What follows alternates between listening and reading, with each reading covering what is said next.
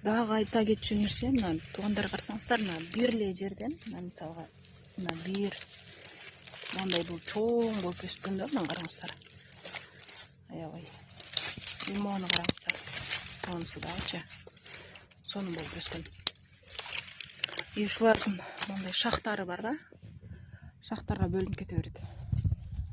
Мындай шахтары бар. Буларды кыркып салыш керек. Анткени деген булардын кереги жок уже.